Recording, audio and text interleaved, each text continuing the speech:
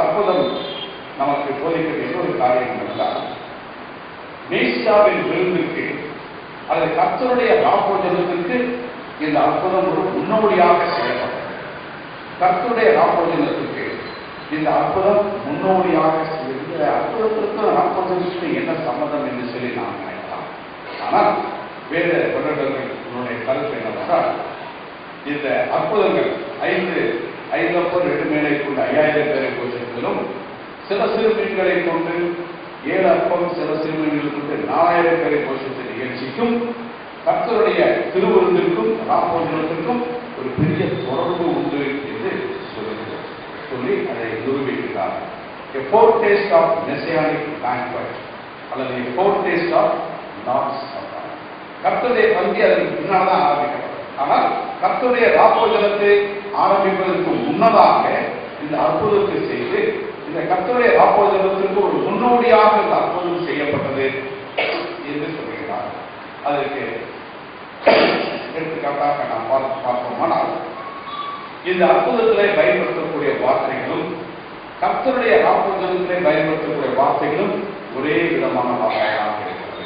உதாரணமாக எடுத்துக்கொள்ளுங்கள், மார்க்கு 8ஆம் அதிகாரம் 6ஆம் வசனத்தை எடுத்துக்கொள்ளுங்கள். இந்த அற்புதத்தில் ஆண்டவர் என்ன செய்கிறார்?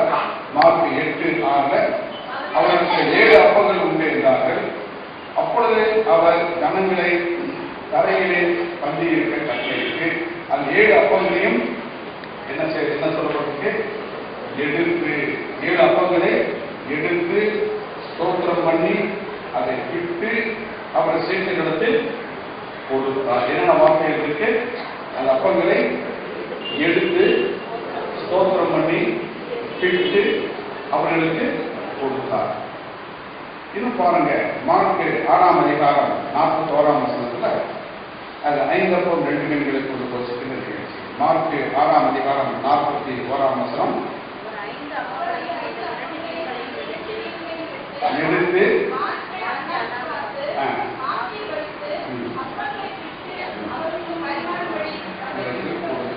2 5 அப்பம் 2 மீன்களை எடுத்து அதை ஆசீர்வதித்து அதை பிட்டு அவர்களிடத்திலே கொடுத்தார். அப்ப இந்த 5 அப்பம் 2 மீன்களையும் 7 அப்பம் சிறு மீன்களை எடுத்து கொடுக்கும்போது எடுத்து ஸ்தோத்திரம் பண்ணி அதை பிட்டு சீஷர்கள் அவர்களிடத்திலே கொடுத்தார். இது இந்த அற்புதத்திலே பயன்படுத்தக்கூடிய வார்த்தை. கர்த்தருடைய ராப்போஜனத்தில் பயன்படுத்தக்கூடிய வார்த்தைகள் பார்க்கலாம். 1 கொரிந்தியர் 11ஆம் அதிகாரம் 23ஆம் வசனத்தை பாருங்க. 1 கொரிந்தியர் 11ஆம் அதிகாரம் 1 கொரிந்தியர் 11ஆம் அதிகாரம் 23ஆம் வசனத்தில் பாருங்க.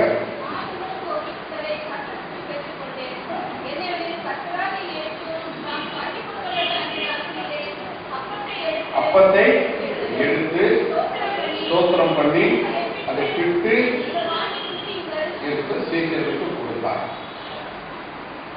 அந்த கவனிச்சு பார்த்தோம்னா, இந்த அற்புதத்தில் பயன்படுத்தக்கூடிய வார்த்தைகளும் கர்த்தருடைய பந்தியிலே ஆண்டவர் பயன்படுத்திய வார்த்தைகளும், சற்று பிறகு நாம் கர்த்தருடைய ராப்போஜனத்தை உருவானவர் அந்த அப்பத்தை எடுத்து ஸ்தோத்திரம் பண்ணும் பொழுது பயன்படுத்தக்கூடிய அந்த ஆராதனை முறையில் இருக்கக்கூடிய வார்த்தைகளும் ஒரே வார்த்தைகள்.